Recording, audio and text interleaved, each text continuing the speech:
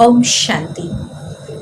आज के इस ई कॉन्फ्रेंस के प्रश्नों उत्तर एवं मार्गदर्शन सत्र में आप सभी का पुनः स्वागत है।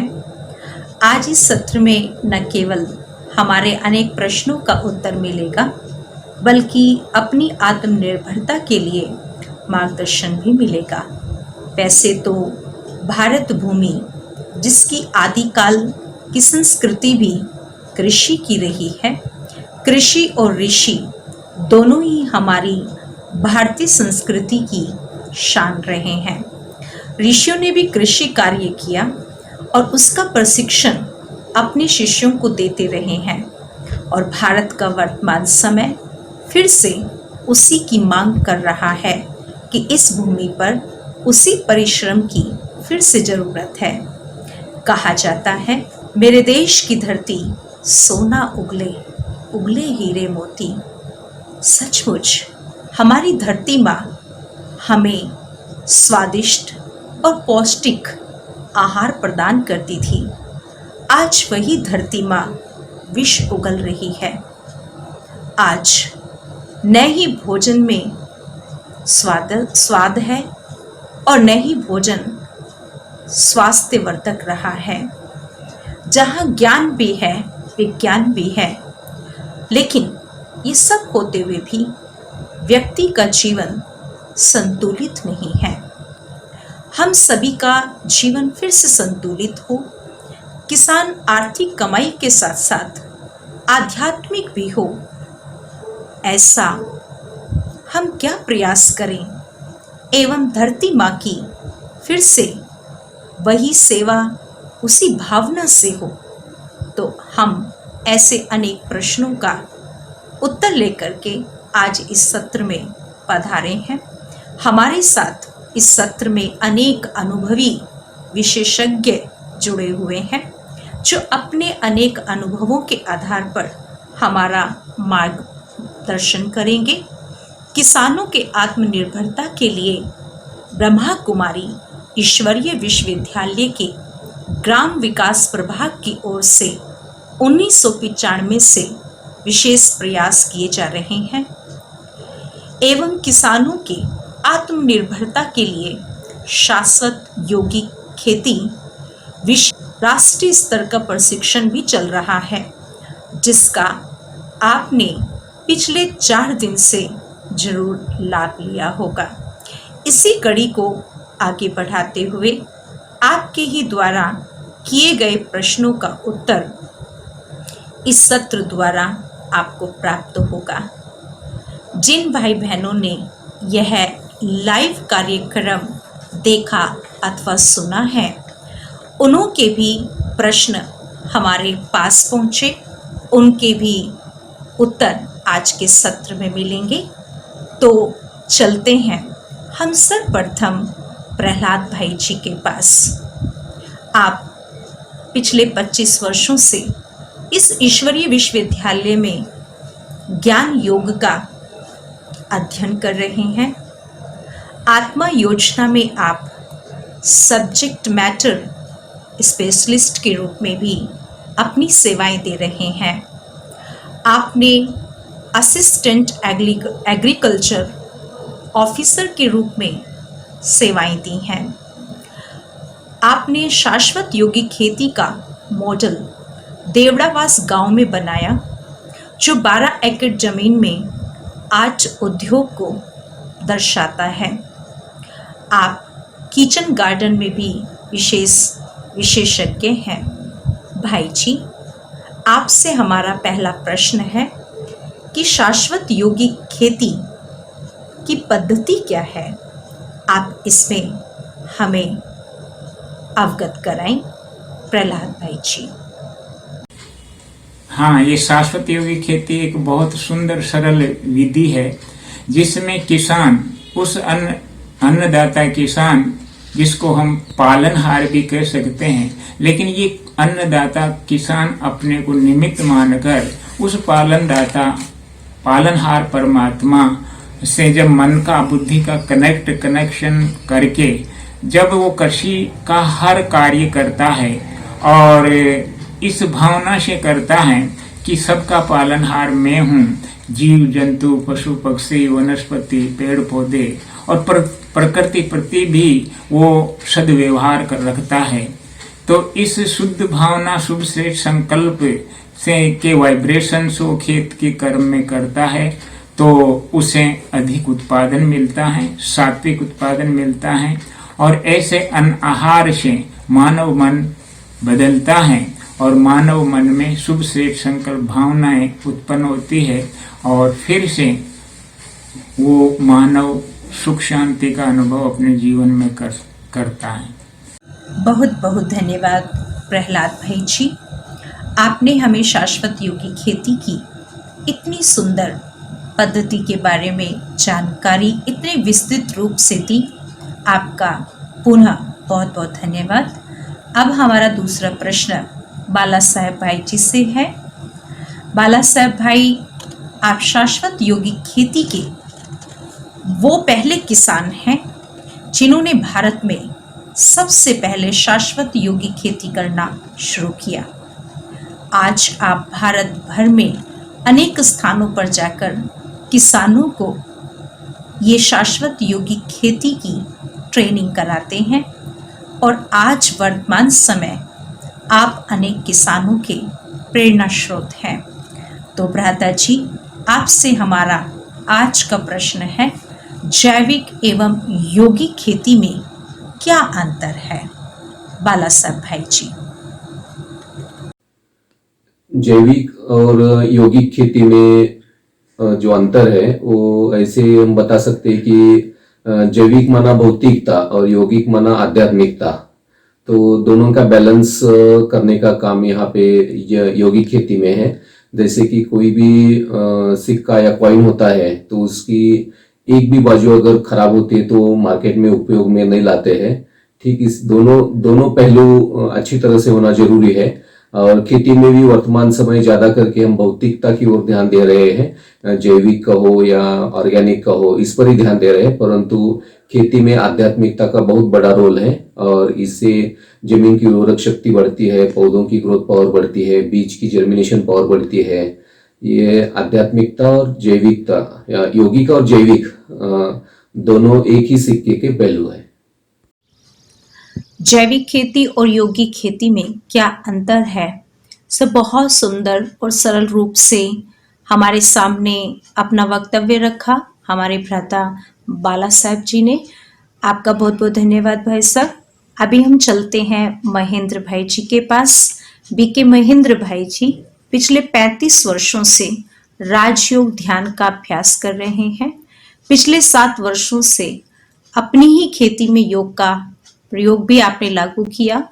कृषि क्षेत्र में कृषकों को निशुल्क प्रशिक्षण भी आप देते हैं। प्रशिक्षण योग्य क्षेत्र के छात्रों के लिए प्रति रविवार आप कक्षाएं भी आयोजित करते हैं। देश भर में आध्यात्मिक संस्थानों के लिए आपने कार्यशाला का आयोजन किया। राजयोग मिश्रण के अभ्यास में किसानों का सशक्तिकरण आप कर रहे हैं।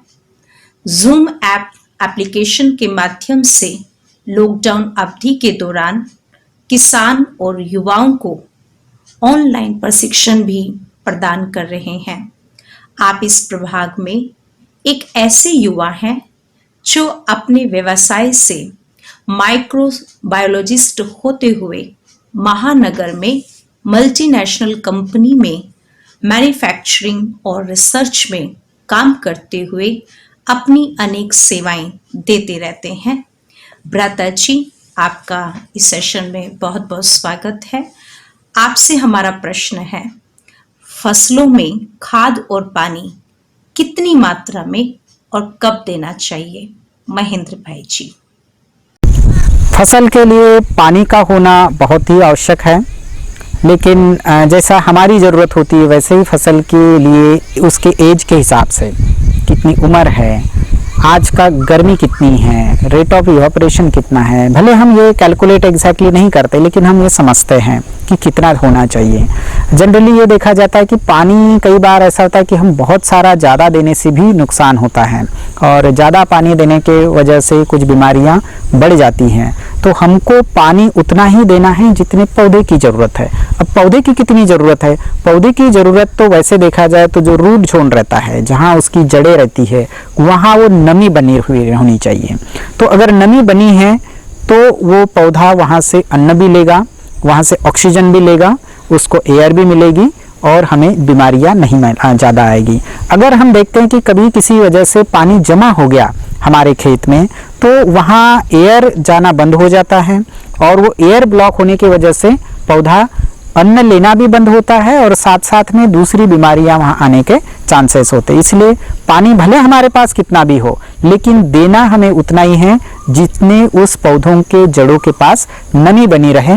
बहुत ज़्यादा पानी होने से भी दिक्कत होती है और पानी अगर कई बार ऐसा होता है कि गर्मी में पानी हम नहीं दे पाते हैं और एकदम से पानी देते हैं तो वो स्ट्रेस भी आता है। तो इसीलिए अगर पानी हम किसी चाहे ड्रिप से या देते हैं तो हम थोड़ा सा, अगर बहुत ज़्यादा शॉक लगा है तो उसको धीरे धीरे उसकी पानी की मात्रा बढ़ाएं। अगर हम एकदम से देते तो वो भी शॉक में पौधा जा सकता है और हमें उसका फसल के ऊपर उसका विपरीत परिणाम होता है। बहुत बहुत धन्यवाद महेंद्र भाई जी। अब हम अपना अगला सवाल लेकर के चलते हैं प्रहलाद भाई जी के पास। प्रहलाद भाई जी, खेती में एक बीज के बदले 100 बीज आते हैं, फिर भी किसानों की हालत ऐसी क्यों है? थोड़ा इस पर हमें विस्तृत रूप से आप समझाएं। हाँ, ये बात सही है कि इस कर्म क्षेत्र पर कर्म ही प्रधान है। आज जो किसान कर्म अज्ञानतावश जहरीली खेती कर रहा है और वो अन्नदाता किसान पालनहार सबकी पालना जो है हर एक मानव जीवन में थाली में जहर परोस रहा है, उसी का अभिशाप है कि किसान इतनी मेहनत करते हुए भी वो तंग होता जा रहा है, कर्जवान होता जा रहा है। कारण कि उन्हें सूक्ष्म रूप से बद्दुआएं मिल रही है इस निकृष्ट लाभकारी हिंसक वृत्ति रसायन खेती के करने से, यानी कि ऐसा उत्पादन तैयार करके खिलाने से। इसलिए उसको इतनी मेहनत करते हुए भी उसको सुख शांति की प्राप्ति नहीं है। प्रहलाद भाई जी ने हमें किसानों की हालत से अवगत कराया। किसान आज आर्थिक इनकम के साथ साथ अपने भौतिक और नैतिक मूल्यों को भूलता जा रहा है। आदरणीय भाई साहब ने किसानों की गिरती हुई हालत पर बहुत विस्तृत रूप से हमें ज्ञान दिया। आपका भाई साहब बहुत बहुत धन्यवाद। अभी हमारा अगला प्रश्न फिर से बाला साहब भाई जी से है। भाई साहब, खेती में खरपतवार की समस्या का निवारण के लिए क्या उपाय रचा जाए? कृपया इस पर हमें थोड़ा सा प्रकाश डालकर बताएं बाला साहब भाई। खेती में खरपतवार की समस्या बहुत बढ़ गई है। इस यौगिक खेती पद्धति में हम जो वेस्ट मटेरियल का आच्छादन करते हैं, इससे करीब 80% खरपतवार की कमी हो जाती है। और जब जमीन के अंदर केंचुए अथवा बायोलॉजिकल एक्टिविटी बढ़ती है तो जो बीज जमीन के अंदर होते हैं वो कंपोस्ट हो जाते हैं या केंचुए आदि खा के खत्म कर देते हैं। फिर भी अगर 20-25% खरपतवार जो उगती है उसको निकाल के हम आच्छादन भी कर सकते हैं, अथवा वृक्षायुर्वेद के माध्यम से उनाप जल की जो विधि है उसमें हम लिक्विड फर्टिलाइजर बनाने में भी इसका उपयोग कर सकते हैं। और ये विधि हम प्रैक्टिकल में अपना रहे हैं, तो करीब 80% तक खरपतवार को हम इस माध्यम से कंट्रोल कर सकते हैं। बाला साहब भाई जी ने बहुत सुंदर तरीके से अपने अनुभव के आधार पर खेती में अनेक समस्याओं का निवारण कैसे करें उस पर हमें बहुत सुंदर तरीके से उपाय बताए। बहुत बहुत धन्यवाद हमारे बाला साहब भाई जी का। और अभी फिर से हमारे युवा कर्मठ, अनेक प्रकार के संशोधन करने वाले महेंद्र भाई जी, आपसे हमारा प्रश्न है, खेती को उपजाऊ बनाने सूक्ष्म जीवाणुओं की सक्रियता जरूरी है। ऐसे में जीवाणुओं को बढ़ाने का उपाय आप हमें बताएं महेंद्र भाई जी। ये बहुत ही महत्वपूर्ण प्रश्न आपने जो पूछा है, क्योंकि पूरे साइकिल में जब हम कोई भी उत्पादन लेते हैं तो उसमें ज़मीन के अंदर में जो उपलब्ध सूक्ष्म जीवाणु हैं उनकी संख्या और वो कैसे कार्य करते हैं उसका बहुत बड़ा महत्व है। सूक्ष्म जीवाणु की संख्या अगर हम बाहर से डालते हैं या तैयार करते तो भी वो ज़मीन में जितनी बढ़ेगी उतना उसका फ़ायदा हमें मिलता है। सूक्ष्म जीवाणु की संख्या बढ़ानी है तो हमें ये देखना होगा कि वो जीवाणु को जिंदा रहने के लिए हमारे ज़मीन में उसके लिए पोषक अन्न है या नहीं। कई बार ऐसा होता है कि बहुत सारे केमिकल्स का इस्तेमाल करने की वजह से उसका पीएच वैल्यू चेंज हो जाता है और हमने ये सुना है कि वो मर जाते हैं। तो उनको ज़िंदा रखने के लिए सबसे एक अच्छा उपाय है कि हमारे ज़मीन का हम ऑर्गेनिक कर्ब बढ़ाएं, या फिर हम यूँ कहें कि ह्यूमस बढ़ाएं, या सादे लैंग्वेज में हम ये कहें कि उसमें ऐसे जो खाद है, जो जैविक खाद या ऑर्गेनिक खाद है, जो अपने गोबर की खाद हो या कंपोस्ट खाद हो या हरी खाद हो, तो कई बार ऐसा होता है कि हरी खाद वगैरह बनाने के बाद वो जब ज़मीन में हम डालते हैं, जो पत्तियां गल जाती है, सड़ जाती हैं, तो वो हमारे जीवाणु के लिए अच्छे खाद्य अन्न का काम करता है। तो वो अन्न अगर वहाँ अवेलेबल है तो वो जीवाणु की संख्या वहाँ ज़्यादा समय तक रहेगी। लेकिन हम देखते हैं कि हमारे प्रिपरेशन में जो जीवामृत जैसा जो ये है, जिसको हम जैव रस कहते हैं, जीवामृत कहते हैं, या लिक्विड बायो फर्टिलाइज़र कहते हैं, तो ये द्रव रूप जीवाणु जो है ये हमें गाय के गोबर से मिलते हैं। तो देसी गाय का गोबर और उसके जो प्रिपरेशंस हैं तो उसको हम ज़मीन में डालें तो जीवाणु की संख्या अपने आप बढ़ेगी। और हम साथ में अगर गौमूत्र वगैरह डालते हैं तो उसका भी अच्छा असर दिखाई देता है। उसमें कुछ न्यूट्रिएंट्स भी मिलते हैं और कुछ फफूंद को जन्य बीमारियों को रोकथाम करने के लिए भी उसमें ताकत होती है। तो इसीलिए ऐसे इसमें ये 2-3 चीज़ें हम अगर ये करते हैं तो हमारी ज़मीन का उर्वरक क्षमता भी बढ़ती है, साथ में हमारे जीवाणुओं के लिए पोषक वातावरण भी तैयार होता है। महेंद्र भाई जी, आपने खेती को उपजाऊ बनाने हेतु कितने सारे हमें उपाय बताए। आपका हम दिल से तहे दिल से धन्यवाद करते हैं। अभी फिर से बाला साहब भाई से हमारा प्रश्न है, भाई साहब, यौगिक खेती में पोषक तत्वों की आपूर्ति किस तरह से होती है? थोड़ा सा इस पर विस्तृत रूप से हमें जानकारी दें बाला साहब भाई।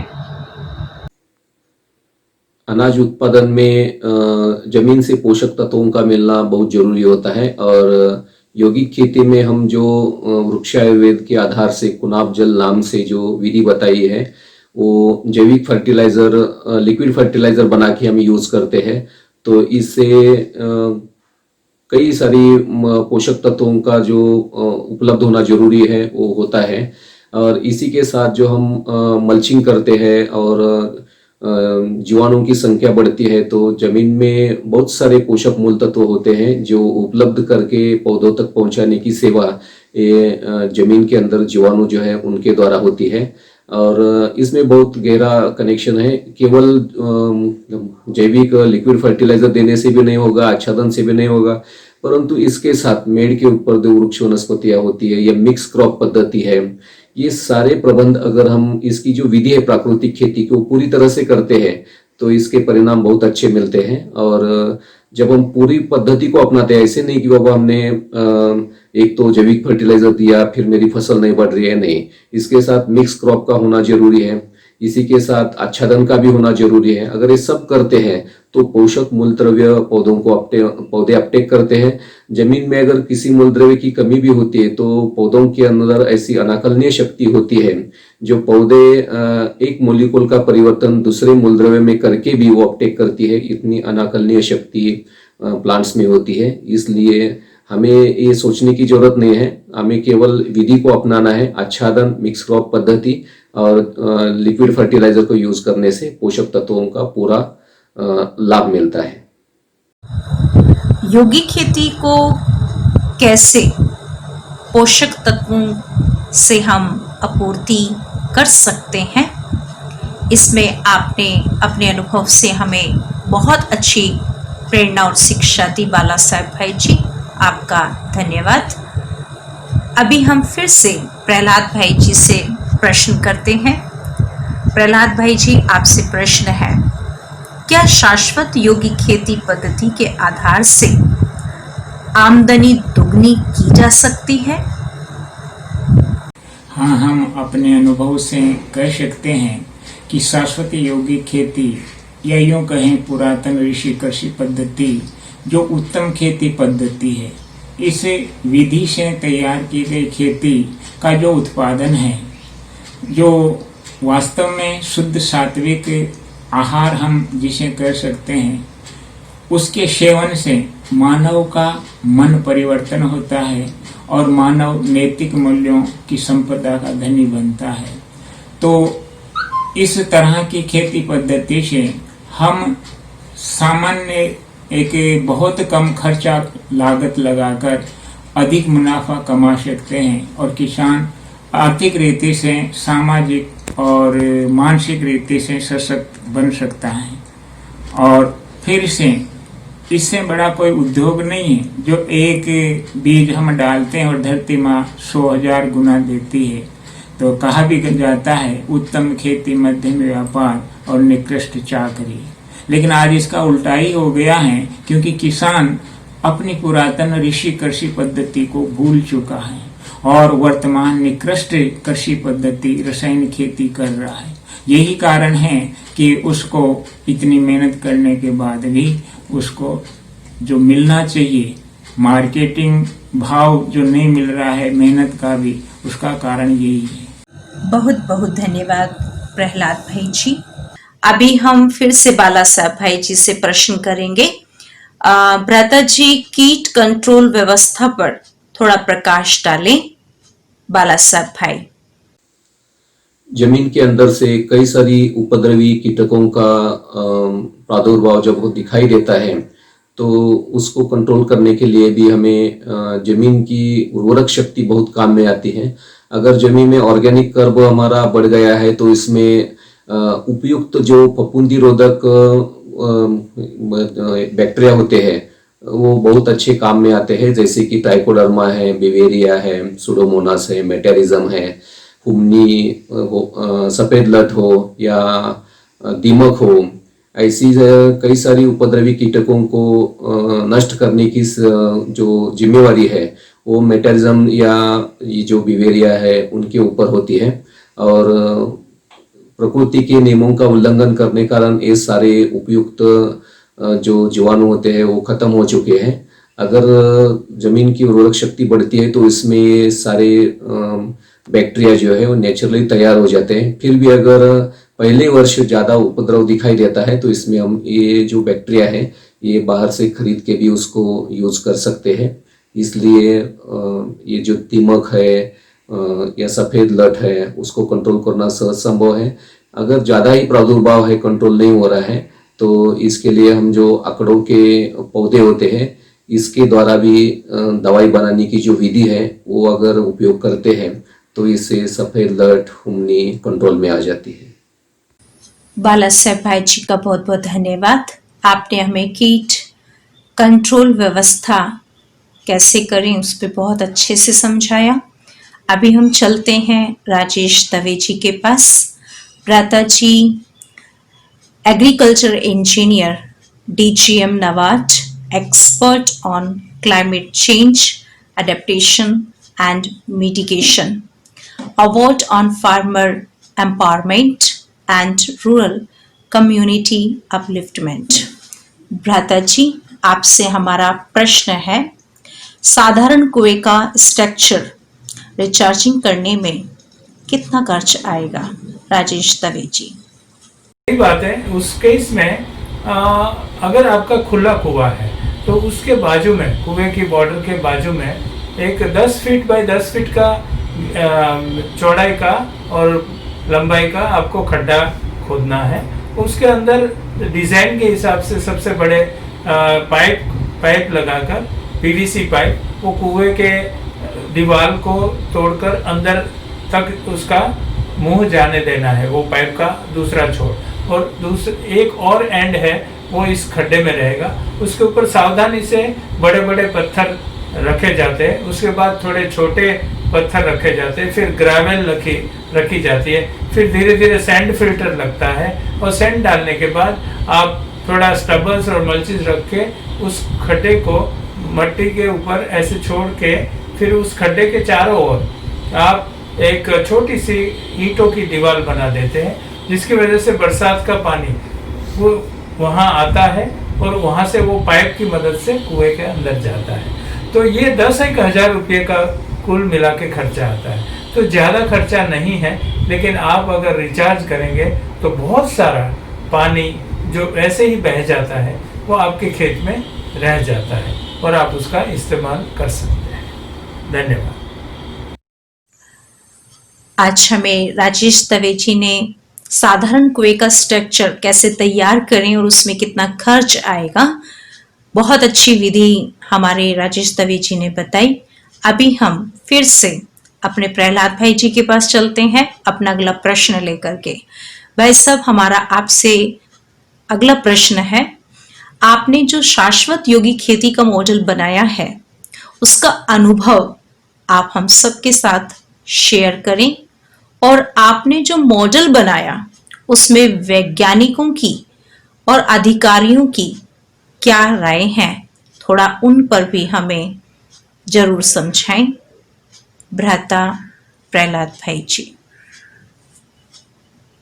हाँ, हमने वर्ष 2013, 14, 15 में 3 साल का ये प्रोजेक्ट साइंटिस्ट के साथ किया है और उसमें हम अनेक अनुभव पाया है, देखा है। तो उसमें 1-2 अनुभव मैं आपको शेयर करना चाहूँ, क्योंकि जब हम उस परम सत्ता परमात्मा एनर्जी शक्ति से कनेक्ट होते हैं तो उसके वाइब्रेशन हम खेती में जीव जंतु पशु पक्षियों के साथ व्यवहार रूप में करते हैं, जैसे पारिवारिक रूप में व्यवहार लाते हैं, क्योंकि ये भी हमारी रचनाएं हैं। जीव जंतु पशु पक्षी पेड़ पौधे लगाना, जब इनको हम जन्म देते हैं तो इनकी पालना करना भी हमारा दायित्व बनता है।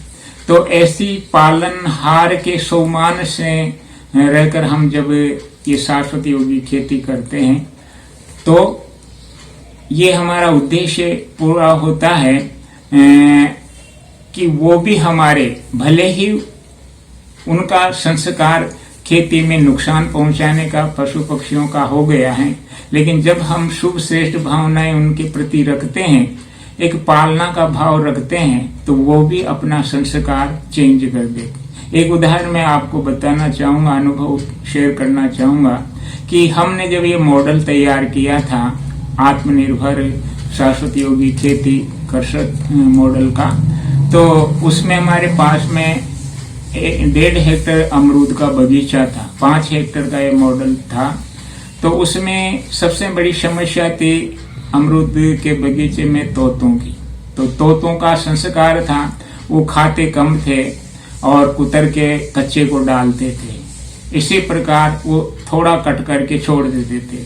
तो हमें उत्पादन भाव बाजार मार्केट का नहीं मिलता था और किसान आर्थिक स्थिति से तंग रहता था। लेकिन जब हमने इनको परमात्मा प्यार दिया और इसी पालना की भावना से इनसे संवाद किया कि आपको पेट यहीं भरना है, हम आपको उड़ाएंगे नहीं, भगाएंगे नहीं, लेकिन आप भी परमात्मा कार्य में, इस परमात्मा खेती में सहयोग करें और जितना पेट भरे उसके बाद में कोई किसी प्रकार का एक्स्ट्रा नुकसान न करें। तो देखा गया कि इन्होंने अपना संस्कार चेंज किया। ये जिस फल को खाना शुरू करते थे उसको पूरा खाकर ही दूसरे फल पर जाते थे।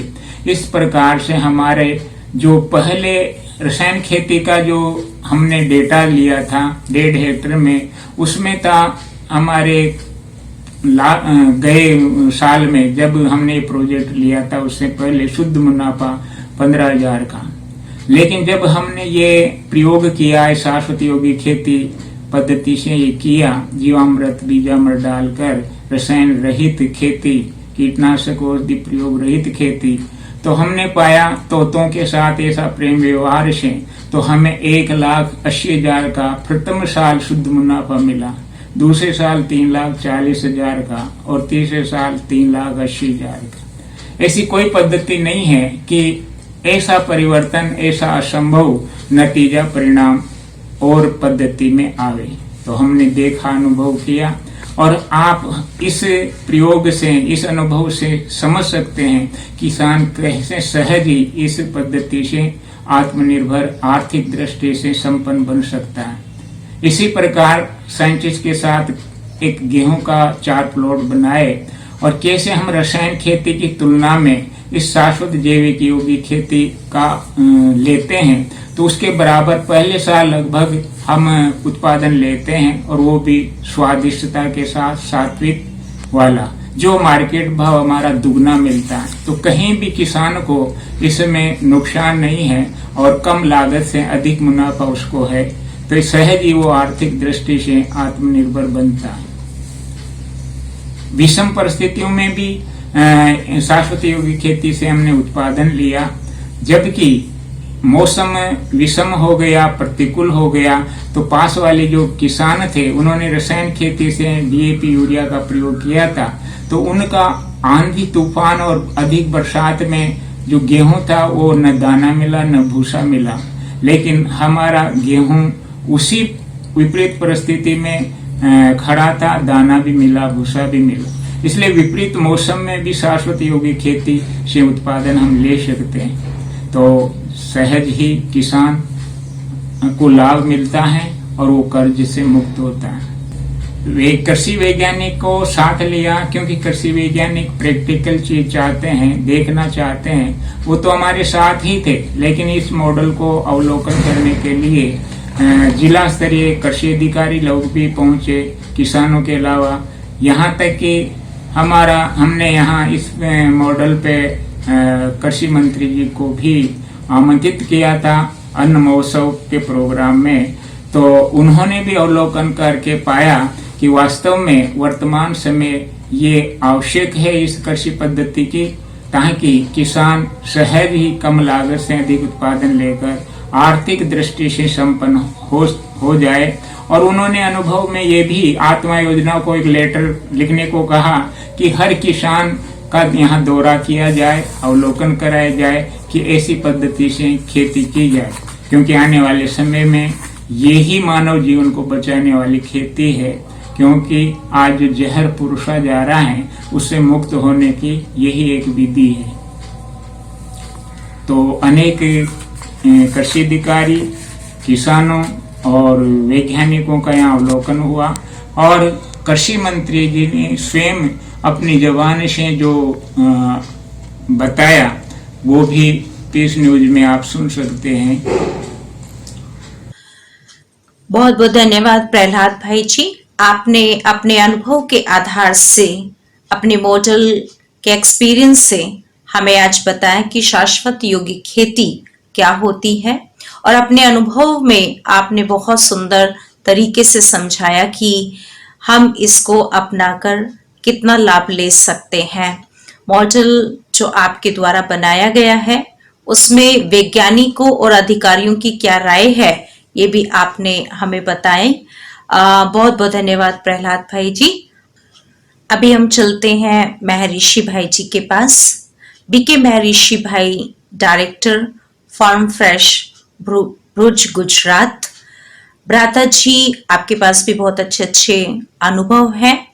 आपसे हमारा प्रश्न है, हाइड्रोजल लगाने की पद्धति क्या है और उसका खर्च कितना होगा? हाइड्रोजेल का उपयोग जो है वो किसान, एक चीज हमेशा याद रखनी होगी हमारे सारे किसान भाइयों को कि हाइड्रोजेल जो है, जैसे अगर वो पहले खाद जो इस्तेमाल करते थे, जैसे इस्तेमाल करते थे वैसे उसको इस्तेमाल नहीं करना है। ये हाइड्रोजेल हमेशा जमीन के नीचे होना चाहिए, सब सरफेस में होना चाहिए और डायरेक्ट सनलाइट से वो अलग होना चाहिए। तो इसको हमेशा कम से कम 4 इंच की गहराई में हाइड्रोजेल को हमें डालना है। तो काफी सारे किसान जो है वो शुरुआत में जब बीज बुआई होती है तो बीज के साथ इसको मिक्स करके सीड ड्रिल के थ्रू या मजदूरों के थ्रू वो जो बुआई होती है उसमें ही इसका उपयोग कर देते हैं, ताकि हाइड्रोजन की जो कण होती है वो बीज के आसपास ही गिरती है, ताकि जब उस नमी अपने अंदर एब्जॉर्ब करे तो वो नमी जो है वो रूट जोन के आसपास ही हो। तो ये सबसे अच्छा तरीका है हाइड्रोजेल का उपयोग करने का। और इसमें जो खर्च है वो तकरीबन 1500 से, जैसे मैंने पहले कहा, 1500 से 2000 पर एकड़ का खर्च आएगा किसानों को, और 3.5 से 4 किलो तक का हाइड्रोजल 1 एकड़ में साथ में जाएगा। हाइड्रोजल लगाने की पद्धति का विस्तार से आपने हमें समझाया, बहुत बहुत धन्यवाद महर्षि भाई जी। अभी हम अगला सवाल लेकर के चलते हैं फिर से अपने बीके बाला साहेब भाई जी के पास। भाई साहब, यौगिक खेती से उत्पादन तो कम नहीं होता है, थोड़ा इस पर हमें समझाएं, क्योंकि काफी लोगों को ये सवाल रहता है कि यौगिक खेती में शायद उतना उत्पादन ना हो जितना हम अन्य फसल अन्य खेती से लेते हैं। तो बाला भाई जी, आप इस पर थोड़ा प्रकाश डालें। ये सवाल कई किसानों के मन में आता है कि अगर हम इस प्रकार से यौगिक खेती करेंगे तो हमारा उत्पादन कम होगा, परंतु ऐसे नहीं है। अगर आप सारी विधियों को इस्तेमाल करते हैं तो उत्पादन कम नहीं होता है। फिर भी अगर पहले वर्ष थोड़ा उत्पादन कम होता है तो इसमें डरने की बात नहीं है, क्योंकि खर्चा भी कम होता है अपना, और इसलिए उत्पादन जो थोड़ा अगर कम भी होगा तो हमारी जो प्रॉपर्टी है वो बढ़ रही है, जमीन की उर्वरक शक्ति बढ़ रही है। परंतु जो किसान अनुभवी किसानों के द्वारा मार्गदर्शन ले रहे हैं उनका उत्पादन बिल्कुल कम नहीं होता है। समय समय पर हम लोग किसानों को जो टॉनिक बनाने की विधि है वो बताते हैं। लिक्विड फर्टिलाइजर के कई सारे तरीके हैं, जिसने आपने कुछ 1 2 3 फॉर्मूला इतना ही 2 दिन पहले देखा है, परंतु वो सारी और कई सारी ऐसी विधियां हैं जो वृक्षायुर्वेद में लिखी हुई है, वो अगर आप करते रहेंगे तो उत्पादन बिल्कुल कम नहीं होगा। लेकिन इसी के साथ उत्पादन कम नहीं है, फिर भी उसकी गुणवत्ता जो है और पौष्टिकता जो है वो अच्छी तरह से मिलती है।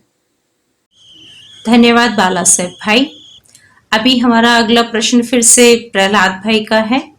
प्रहलाद भाई जी, आपसे हम जानना चाहेंगे कि वर्तमान समय में शाश्वत यौगिक खेती पर आधारित आत्मनिर्भर कृषि मॉडल की क्या आवश्यकता है और इस हितकारी कृषि पद्धति का प्रसार कैसे करते हैं? प्रहलाद भाई जी। वर्तमान समय की ये आवश्यकता है। हमारे पूर्व राष्ट्रपिता बापूजी का भी ये सौपन था, और वर्तमान समय हमारे प्रधानमंत्री जी का भी सौपन है कि फिर से हमारा भारत पुनः आत्मनिर्भर बने। लेकिन उसका आधार हमारा गांव का निवास करने वाला अन्नदाता किसान है। लेकिन अन्नदाता किसान भी आज अज्ञानतावश या अधिक लोभ स्वार्थवश जो रसायन खेती पद्धति से उत्पादन कर रहा है, अर्थात यूँ कह सकते हैं कि वो जहर खा रहा है, जहर खिला रहा है। इससे आप और हम सब अच्छी तरह जानते हैं कि आज अनेक हॉस्पिटलों की संख्या बढ़ रही है। हॉस्पिटलों की संख्या के साथ साथ मरीजों की असाध्य बीमारियों की संख्या बढ़ रही है। साथ में हम जो कीटनाशक औषधियों का प्रयोग कर हिंसा का प्रयोग किसान कर रहा है, वही उसी अन्न उत्पादन से हिंसक वृत्ति आज मानव जाति में बढ़ रही है। घर घर में गृह कलेश है, कोर्ट कचहरी जो है मुकदमों से अटे पड़े हैं। तो इन सब का निवारण है शाश्वत यौगिक खेती आधारित आत्मनिर्भर कृषक मॉडल तैयार करना और किसानों को पुनः आत्मनिर्भर बनाकर गांव को स्वावलंबन बनाना। इसका प्रचार प्रसार किसान हित में हमारा एक ग्राम विकास प्रभाग ब्रह्मा कुमारी राजयोग एजुकेशन रिसर्च फाउंडेशन के तहत कर रहा है।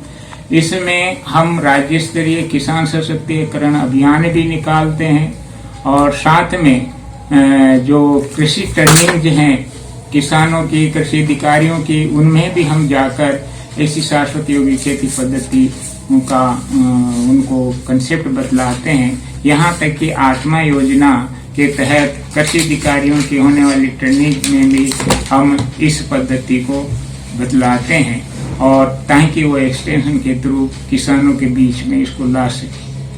धन्यवाद प्रहलाद भाई जी, आपने हमें कृषि पद्धति का प्रसार प्रचार कैसे करना है और यौगिक खेती से आत्मनिर्भरता कैसे हम अपनी कर सकते हैं उस पर बहुत अच्छे से समझाया।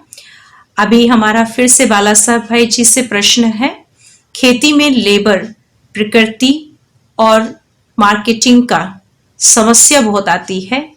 इस समस्याओं का निवारण करने के लिए आपका क्या सुझाव है? आप हमें थोड़ा समझाएं। खेती में लेबर की समस्या बढ़ रही है, प्रकृति का सहयोग नहीं मिल रहा है, उत्पादन का जो सही भाव मिलना चाहिए, दाम मिलना चाहिए, वो नहीं मिल रहा है। ऐसे अनेक समस्या है। इसमें भी हमें ये प्रकृति को नियमों का पालन करना और मेडिटेशन बहुत लाभदायक हो रहा है।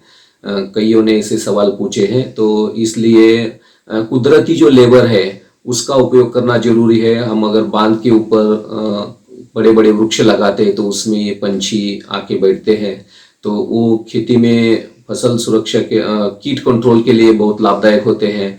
और जो नीम के पौधे होते हैं, ऐसे कई सारे वृक्ष होते हैं जिनके अंदर से बह के खेती में जो हवा आ जाती है, जैसे नीम के पौधों के अंदर से अगर हवा बह के अंदर आती है तो इससे कई प्रकार के वायरस को रोकथाम मिलता है। ऐसे बड़े वृक्षों पर मोर जैसा पंछी आके एक बार म्याऊ करता है तो वायरस की फ्रीक्वेंसी कट हो जाती है।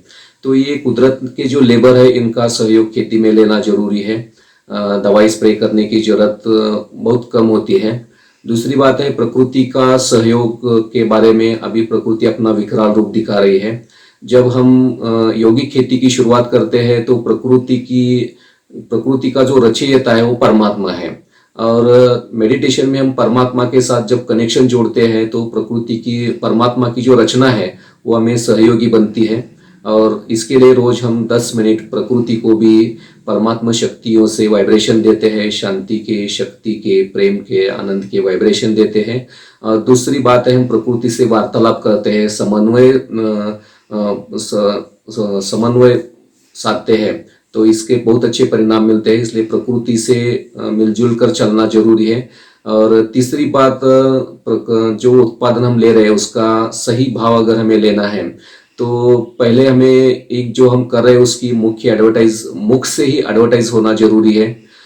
दूसरी बात है, एक बार हम अगर करना शुरू करते हैं, हमारे प्रोडक्ट अगर ओरिजिनल है तो खाने वाले जो कस्टमर होते हैं वो एक बार खाते हैं तो उसकी टेस्ट को देखकर वो माउथ पब्लिसिटी ज़्यादा करते हैं और इससे एडवर्टाइज होती है। और ऐसे शुद्ध अनाज जो है वो कहाँ मिलता है, ऐसे ढूंढने वाले ग्राहक विश्व में बहुत सारे हैं, परंतु उनको हमारा पता नहीं है कि हम इस प्रकार से ईमानदारी से कर रहे हैं। और जब हम ईमानदारी से करते हैं तो वहां तक ये मैसेज जरूर जाता है। कुदरत का एक नियम है, लॉ ऑफ अट्रैक्शन। तो जहां जितना शुद्ध अनाज की कमाई होती है उतना ही उच्चतम लोग खरीदने के लिए वहां आते हैं, और ये हमारा अनुभव है। शुरुआत में 4-5 साल तक हमको ग्राहक नहीं मिलते थे, फिर भी हम मार्केट में जो दाम है उसी भाव से बिकते थे। अभी ऐसी समस्या नहीं है, अभी तो ग्राहक बढ़ रहे हैं और प्रोडक्शन कम हो रहा है, इसलिए ऐसी समस्या नहीं होगी। जरूरत है हमें इसकी एडवर्टाइज करना, और जितना हो सके मार्केटिंग खुद करे तो अच्छा है। जैसे अभी हमारे यहाँ गन्ना होता है, हल्दी होती है, तो हमारे किसान हल्दी की पाउडर बना के खुद बेचते हैं, और गन्ना होता है तो उसका गुड़ बना के हम खुद बेच रहे हैं। तो इसका वैल्यू एडिशन में भी इसका आ जाता है, और दूसरी बात, इसको दाम भी सही रीति से मिल रहा है। धन्यवाद बाला साहब भाई, आपने अनेक समस्याओं का निवारण अपने अनुभव के आधार पर हमें दिया। अभी हम फिर से महेंद्र भाई जी से प्रश्न करते हैं। महेंद्र भाई जी, पौधों को पानी और खाद देने के बाद भी पत्ते पीले होने लगते हैं और सूखने लगते हैं, इसका क्या कारण है महेंद्र भाई जी? हाँ, ये बात तो बिल्कुल सही है कि कई बार ऐसा होता है कि फसल को पानी भी हम दे रहे हैं लेकिन पत्ते पीले पड़ने लगते हैं, गलने लगते हैं। तो उसके 2-3 कारण हो सकते हैं। एक कारण ऐसा है कि जब हम देखते हैं कि पत्ता जो नीचे का पत्ता होता है वो उसकी अगर एज हो जाएगी तो अपने आप पीला पड़ेगा और ऊपर के नए पत्ते आएंगे, ये नेचुरल प्रोसेस है। लेकिन कई बार ऐसा होता है कि वो नए पत्ते भी बिफोर एज भी वो पीले पड़ने लगते हैं। तो उसमें अगर कोई जीवन सत्व की कमी है, न्यूट्रिशन की कमी है, खासकर नाइट्रोजन वगैरह जैसे जीवन सत्व की कमी है, आयरन डेफिशिएंसी में भी इस तरह से ये देखा जाता है। तो वो डेफिशिएंसी हो सकती है, उसकी नाइट्रोजन की कमतरता भी हो सकती है। और कई बार ये देखा जाता है कि पत्ते पीले पड़ते हैं और उसके बॉर्डर से ऐसे करपने लगते, मतलब ऐसे कड़क भी हो जाते हैं और सूखने लगते हैं। तो ये फफूंदजन्य बीमारियां, ऐसा समझते हैं कि फफूंदजन्य बीमारियां, कई बार ऐसा होता है कि पत्ता ठीक है लेकिन बीच में इतना सा होल रहेगा और उतना ही पत्ता डैमेज होगा और वो बिल्कुल ब्राउन कलर का स्पॉट आएगा। तो इस तरह के वो फफूंदजन्य बीमारियों के वो असर है जिसके वजह से वो पत्ता पीला पड़ने लगता है। तो दोनों तरफ से हमको देखना है कि उसका न्यूट्रिशन मैनेजमेंट, उसको अच्छा अन्न भी हम दे पाएँ, और दूसरा अगर फफूंदजन्य बीमारी है तो उसमें फफूंदनाशक का स्प्रे करें। कोई सोचता है कि फसल पे कोई बीमारी आए ही ना, इसके लिए ज़रूर कुछ हम उपचार शुरू में कर सकते हैं जिसको हम सावधानी के तौर पे ले सकते हैं। तो पहला है कि हम भूमि उपचार, तो जब ज़मीन हम तैयार करते हैं तो उस समय पे ज़मीन के अंदर में कौन सी खाद डाल रहे हैं, वो प्रॉपरली डाइजेस्ट है कि नहीं, उस हिसाब से हम उसको तैयार करें। अगर पहली फसल और कोई निकाली गई है तो उसका क्रॉप साइकिल को ब्रेक होना चाहिए, इसलिए वो एक बार सूखनी चाहिए। अगर वो सूख जाती है फिर हम उसको नीचे ऊपर करते हैं और फिर फसल लगाते हैं तो पुराने बीमारी की साइकिल ब्रेक होती है। इसलिए कंटिन्यूशन में एक के ऊपर एक हर बार अगर फसल लेते हैं तो पुरानी बीमारी फिर से वहाँ आने के चांसेस होते हैं। फिर ये होता है कि बीमारी ना आए, इसके लिए एक होता है कि क्रॉप का सिलेक्शन, हम फसल कौन सी लगाए जो हमारे पर्यावरण के हिसाब से सूटेबल हो, उसका सिलेक्शन करना है। समय का सिलेक्शन, क्योंकि कुछ कुछ जगह पे ऐसा होता है कि जब बहुत ज़्यादा टेम्परेचर होता है उस समय पर फ्लावरिंग आ नहीं सकती या फ्लावरिंग गिर जाती है, फल गिर जाते हैं, फूल गिर जाते हैं, तो वो सिलेक्शन करना हमें ज़रूरी होता है। कुछ चीज़ें ऐसा थी कि बहुत ज़्यादा बारिश में वो कुछ पौधे सस्टेन नहीं कर पाते तो उस समय पे वो नहीं लगाना चाहिए। इसलिए ये क्रॉप और हमारा सीजन, इस हिसाब से हम फसल का चयन करें। पानी की अवेलेबिलिटी कितनी है, गर्मी में उसकी क्या स्थिति होगी, और मुख्य मुद्दा है भूमि उपचार अगर करते हैं तो ज़मीन से लगने वाली बीमारियां नहीं होती है। तो भूमि उपचार में बहुत सारी जो दवाइयां हैं जैसे फफूंदनाशक वगैरह है उसका इस्तेमाल करके हम उसका रोकथाम कर सकते हैं। आपने हमें पौधों में खाद और पानी डालने के बाद भी जो फसल और पौधों का नुकसान होता रहता है उसका निवारण और कारण हमें समझाया। बहुत बहुत धन्यवाद महेंद्र भाई जी, आपने हमें फसलों में आने वाली अनेक बीमारियों से अवगत कराया। अभी हम फिर से बाला साहब भाई से प्रश्न कर रहे हैं। भाई साहब, खेती के मेड़ पर वृक्षों और पेड़ों का क्या महत्व है, इस पर थोड़ा प्रकाश डालें बाला साहब भाई। खेती में वृक्ष वनस्पतियों का बहुत बड़ा महत्व होता है। मेड़ के ऊपर जो हम वृक्ष लगाते हैं उसमें दक्षिण दिशा में बड़े बढ़ने वाले वृक्ष जैसे कि पीपल का है, बड़ का है, इमली का हो या नीम, करन जैसे बड़े हाइट बढ़ने वाले वृक्ष लगाते हैं जिसके पश्चिम दिशा से जोर से बहने वाली हवा को रोकथाम मिलता है। इसी पर कई सारे पंछी भी आके बैठते हैं, आश्रय स्थल लेते हैं। और दक्षिण दिशा में थोड़ी सी कम हाइट वाले जो पौधे होते हैं जिसमें हम फलों के भी पौधे मिक्स कर सकते हैं, जैसे कि चीकू है, सीताफल है, अमरूद है, ऐसे कई सारे फलों के भी वृक्ष लगाते हैं। तो इसमें पंछियों को खाने के लिए भी मिलता है। और इसी के बीच में छोटे छोटे जो पौधे होते हैं वो भी लगाते हैं, जैसे मीठा नीम होता है। और खेती में जमीन की उर्वरक शक्ति बढ़ाने के लिए अथवा दवाई टॉनिक बनाने के हिसाब से जो वृक्ष होते हैं जैसे कि अकड़ों के है या और छोटे छोटे करंज का है, कनेर का है या निरगुड़ी का है, ऐसे छोटे छोटे वृक्ष जैविक, जिसको वॉल कंपाउंड भी कहो आप, जैविक वॉल कंपाउंड करने से इसके पत्तों के द्वारा हम जमीन की उर्वरक शक्ति को भी बढ़ाते हैं और दवाई भी बनाने के लिए उपयोगी आते हैं। और तीसरी बात, इसमें छोटे छोटे पंछियों का आश्रय स्थल भी बढ़ता है, जैव विविधता बढ़ती है और इसका बहुत गहरा कनेक्शन खेती का उत्पादन बढ़ाने में हमें मिलता है। हम सोचते हैं कि खेती में उत्पादन बढ़ाने के लिए केवल सॉइल फर्टिलिटी को बढ़ाना जरूरी है, परंतु नहीं, सॉइल फर्टिलिटी के साथ साथ हमें ये ऑल कंपाउंड लगाना जरूरी है। इससे जैव विविधता बढ़ती है और इससे खेती का उत्पादन भी बढ़ता है। तो ये साइंटिफिक बेस पे कई सारे वैज्ञानिकों ने इस पर रिसर्च किया है कि किस दिशा में किस पौधे लगाना जरूरी है। तो हमने इस प्रकार से हम जो यौगिक खेती कर रहे हैं वो दक्षिण दिशा में बड़े बढ़ने वाले वृक्ष लगाते हैं, दक्षिण दिशा में फल के और छोटी हाइट वाले पौधे लगाते हैं और चारों बाजू में वॉल कंपाउंड का उपयोग करते हैं। बहुत बहुत धन्यवाद बाला साहब भाई। आपने खेती के मेड़ पर वृक्षों और पेड़ों का क्या महत्व है इस पर बहुत सुंदरता से हमें समझाया। अब हम इस सत्र के लास्ट प्रश्न को लेकर चलते हैं प्रहलाद भाई जी के पास। प्रहलाद भाई जी, आपसे हमारा प्रश्न है, वर्तमान के विषम परिस्थितियों में, लॉकडाउन में आप किसानों को आज क्या संदेश देंगे और आदरणीय प्रधानमंत्री जी का आत्मनिर्भरता के संकल्प कितने महत्वपूर्ण है, इस पर भी थोड़ा प्रकाश डालें प्रहलाद भाई जी। हाँ, ब्रह्मा कुमारी जी द्वारा ये कृषि एवं ग्राम विकास प्रभाग बहुत सुंदर व्यवस्था इसी परिस्थिति में भी कर रहा है। जैसा कि आप हम सब जानते हैं, हर गांव वाले मजदूर आज शहरों से वापस गांव को लौट चुके हैं।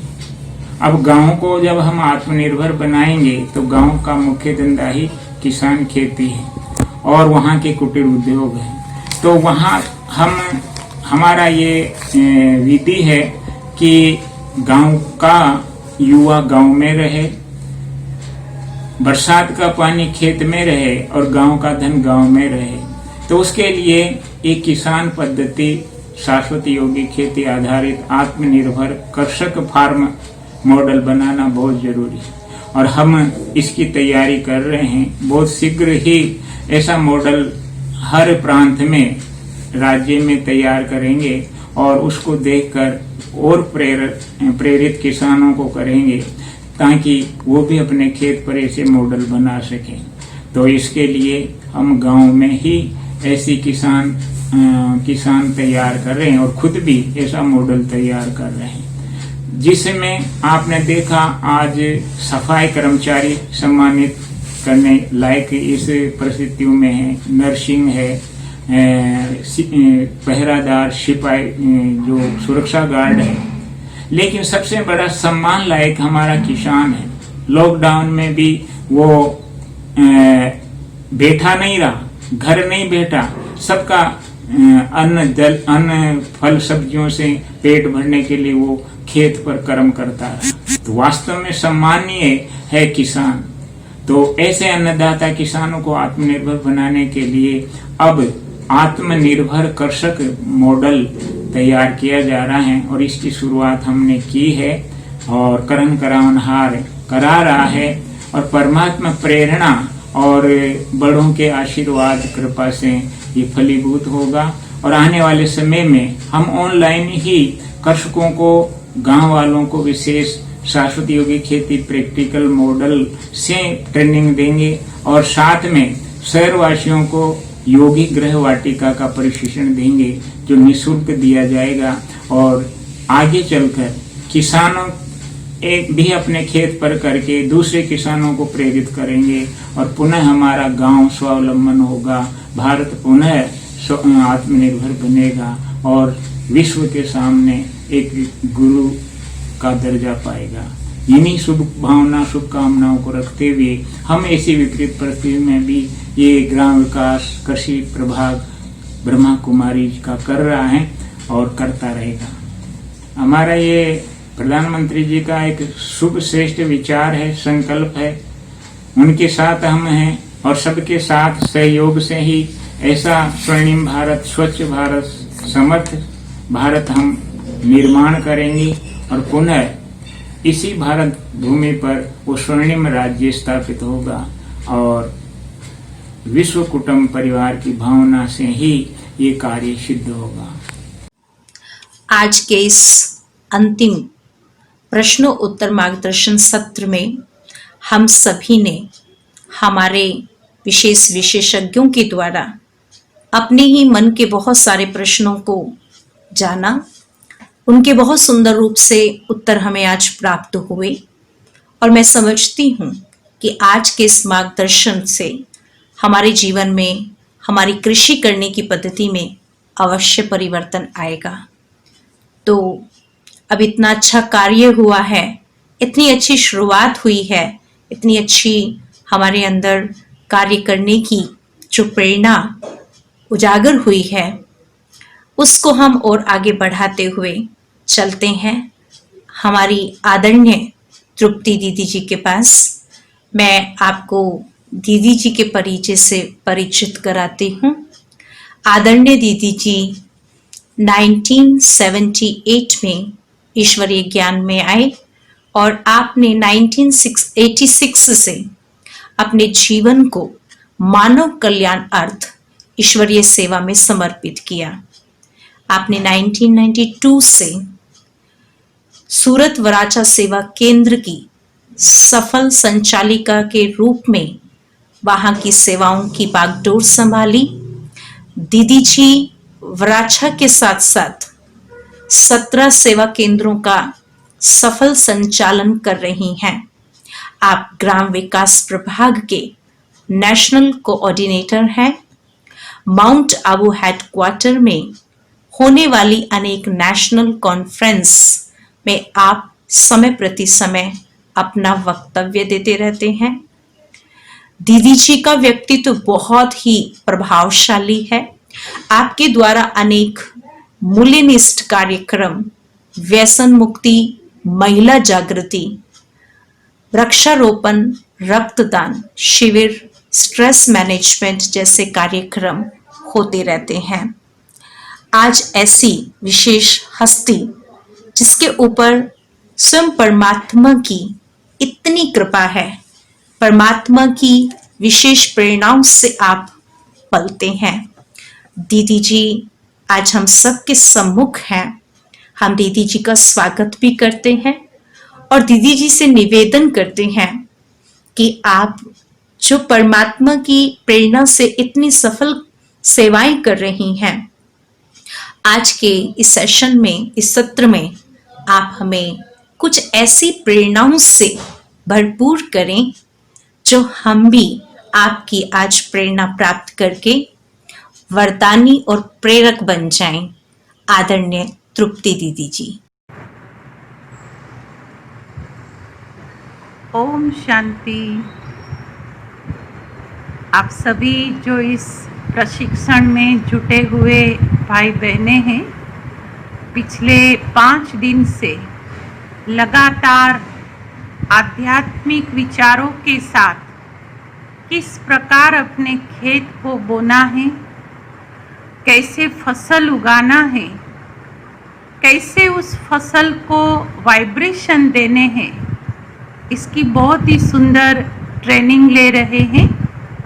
सबसे पहले तो मैं आप सभी को इस बात के लिए अभिनंदन देती हूँ कि ऐसी स्पिरिचुअलिटी में, आध्यात्मिकता में, कुछ सात्विक विचार सरणी के अंदर रस लेकर के आप अपनी व्यावसायिक जीवन को आगे बढ़ाने में कटिबद्ध हैं।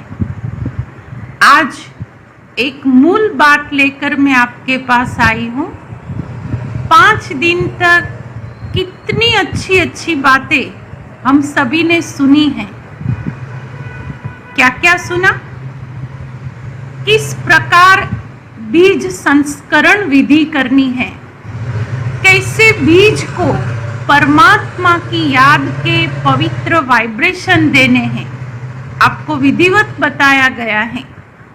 हमारा भारत देश था कि जब लोग खेतों में उस अन्न को बोने से पहले भगवान के सामने अर्पित करते थे, उसको बीच में रख कर के भजन, कीर्तन, धून, मंत्र जाप उच्चारण करते थे और फिर वह बीज खेतों के अंदर अर्पित किया जाता था।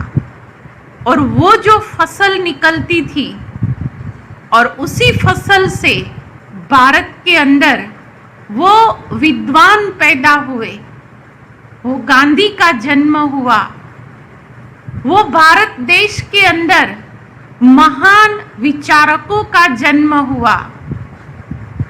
क्यों? सात्विक अन्न का प्रभाव उनके व्यक्तित्व को सात्विक बनाने वाला रहा। एक गांधी जी के साथ अनेक जुटे शुद्ध विचारक। क्यों जुटे? पेट में गया हुआ अन्न असर करता है। आज हम सभी देख रहे हैं, पूरे ही भारत में नहीं लेकिन विश्व के अंदर कितनी खून खराबियां, कितनी मारामारी, घर घर के अंदर लड़ाई झगड़ा टकराव हम सब अपनी आंखों के सामने देख रहे हैं। क्यों हो रहा है? अनेक कारण है उसके पीछे, लेकिन एक ठोस कारण पेट में जा रहा अन्न है।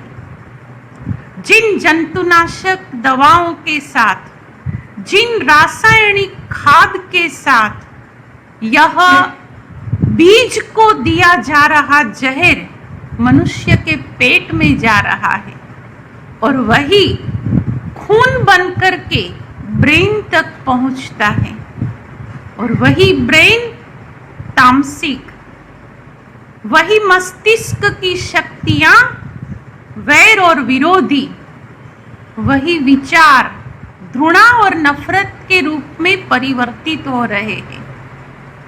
इस प्रशिक्षण से हम यह दृढ़ प्रेरणा ले कि जमीन के अंदर बीज बोने से पहले जरूर उसके ऊपर मेडिटेशन, ध्यान अनुभूति के प्योर वाइब्रेशन देंगे।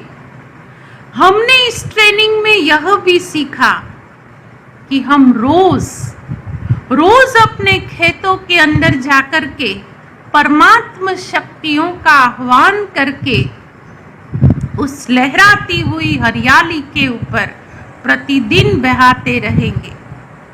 चलो हम आज एक दृढ़ संकल्प इस ट्रेनिंग के अंतिम समापन सत्र के अंदर ले कि अब ऐसी सात्विक और क्रांतिकारी खेती करें।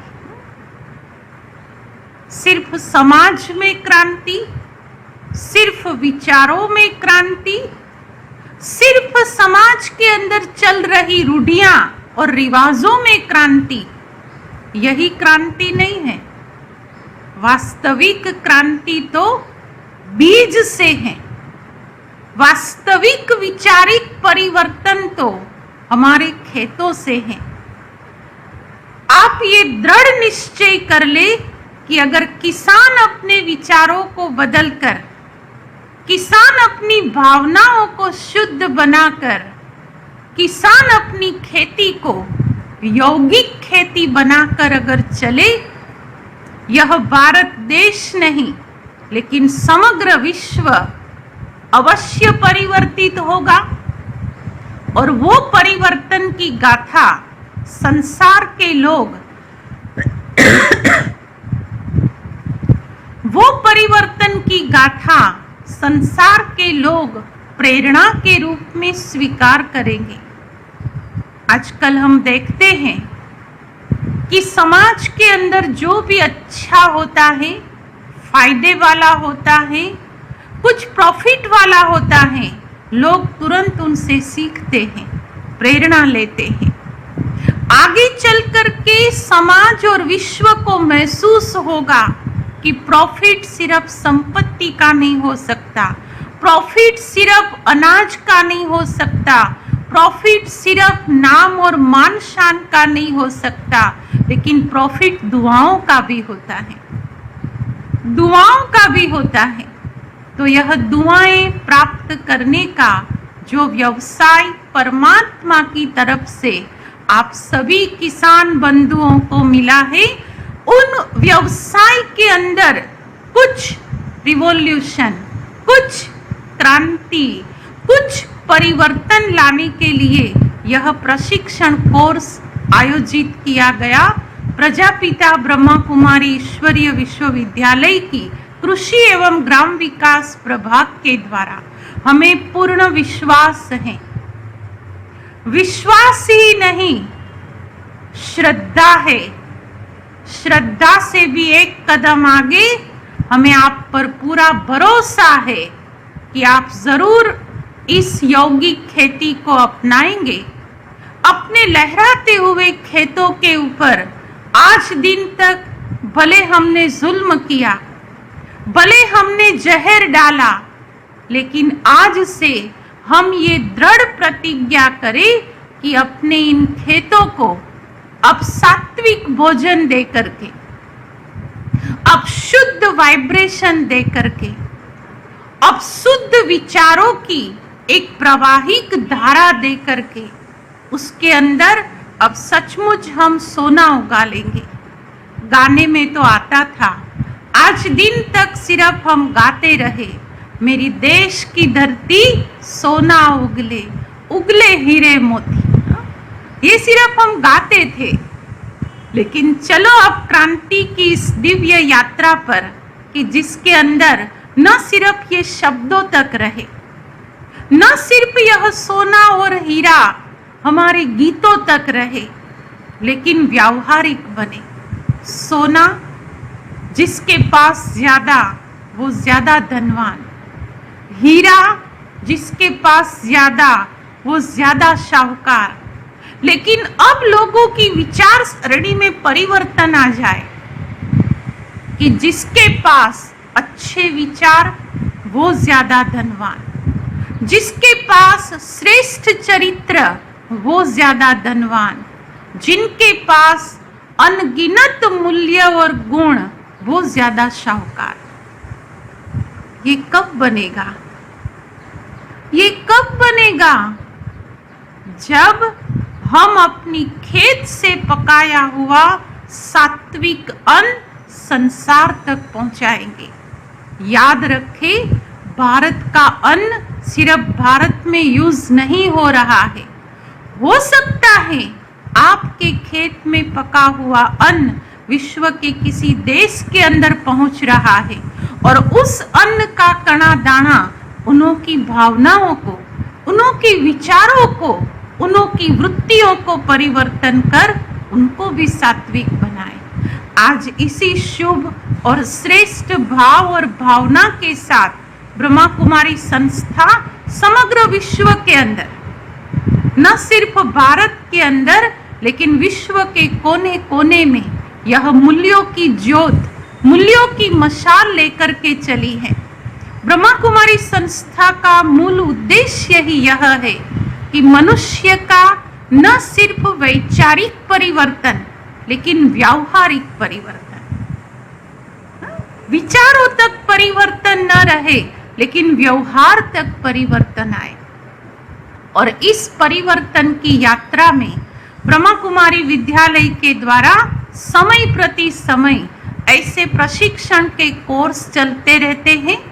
आप ब्रह्मा कुमारी विद्यालय से संबंध संपर्क में है ही हैं, लेकिन हमारी तो ये शुभ भावना है कि इन वैचारिक क्रांति के साथ आप भी जुटे, इस व्यावहारिक क्रांति को आप भी अपने जीवन का एक हिस्सा बनाएं। आपको शायद सोच होगा कि हम अकेले यौगिक खेती करेंगे, ऑर्गेनिक खेती करेंगे, इनसे दुनिया कैसे बदलेगी। लेकिन याद रखिए मेरे किसान बंधुओं, याद रखिए इस बात को, एक का विचार परिवर्तन फैलता है खुशबू की तरह, फैलता है प्रकाश की तरह, फैलता है अनेक आत्माओं के पास एक तरंग की तरह। आपकी पहल आपके मित्रों तक जाएगी, आपकी सोच आपके गांव में फैलेगी, आपके विचार आपके समाज के लोग ग्राह्य करेंगे और इसी प्रकार संसार के अंदर जो क्रांति फैलेंगी वो क्रांति का श्रेय आप किसान बंधुओं के पुण्य के खाते में जाएगा। आप हमारी इस शुभ भावना को जरूर शाब्दिक अर्थात व्यावहारिक रूप देंगे और यह जो प्रशिक्षण लिया है, यह जो ट्रेनिंग ली है, उनके विचारों को अपने खेतों में बहाकर, अपने समाज में बहाकर फिर से एक दिव्य संसार की स्थापना में आप हमारे मददगार बनेंगे। ऐसी शुभ आशा के साथ आप सभी को बहुत बहुत अभिनंदन, धन्यवाद। ओम शांति। बहुत बहुत धन्यवाद तृप्ति दीदी जी का। वैसे तो आज का ये सत्र समापन सत्र है, लेकिन मैं इसे समापन सत्र ना कहकर इसे सम्मान सत्र कहूंगी, क्योंकि इसमें हमने अनेक नई नई प्रेरणाएं प्राप्त की हैं और इसका संपूर्ण श्रेय हमारी आदरणीय वरिष्ठ ग्राम विकास प्रभाग की अध्यक्षा आदरणीय सम्माननीय वंदनीय सरला दीदी जी एवं ग्राम विकास प्रभाग के मुख्यालय उपाध्यक्ष आदरणीय सम्माननीय भ्राता राजू भाई जी का धन्यवाद, क्योंकि आपके अथक प्रयास से इतनी सुंदर कॉन्फ्रेंस आयोजित होती हैं, जिससे अनेक किसानों को, अनेक भाई बहनों को सुंदर प्रेरणाएं प्राप्त होती हैं। भाई साहब, आप सबके अथक प्रयास से ही इस प्रभाग की सेवाएं विशेष रूप से फल फलीभूत हो रही हैं। मैं आपका बारंबार तहे दिल से धन्यवाद करती हूँ। साथ ही साथ मुख्यालय संयोजक आदरणीय सुमंत भाई जी का, आप भी बहुत मेहनत कर किसानों के लिए अनेक नई पद्धति को सामने लाते हैं। आपका भी बहुत बहुत धन्यवाद।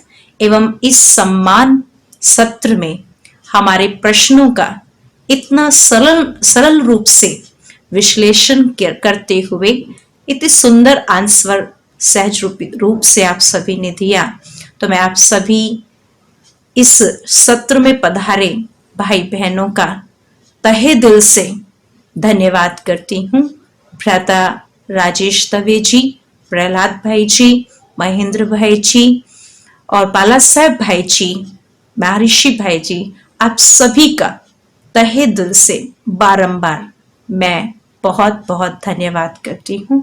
एवं साथ ही साथ हमारी आदरणीय तृप्ति दीदी जी का भी बारंबार दिल से धन्यवाद है। साथ ही साथ इस सत्र से जुड़े आप सभी भाई बहनों का दिल व जान से बहुत बहुत धन्यवाद, क्योंकि आप सबकी शुभकामना एवं विशेष रुचि से भाग लेने पर ये कार्यक्रम सफल हुआ। आप सभी का भी तहे दिल से बारंबार धन्यवाद। साथ ही साथ इस कार्यक्रम को हम सबके समक्ष प्रस्तुत करने के लिए कैमरा शूटिंग वाले भाई, एडिटिंग वाले भाई एवं प्रसारण करने हेतु जितने भी इस कार्यक्रम के निमित्त रहे हैं, उन सभी भाइयों का नाम सहित मैं दिल से बारंबार धन्यवाद करती हूँ। तो आइए हम सबका सम्मान करते हुए, धन्यवाद करते हुए आगे बढ़ें।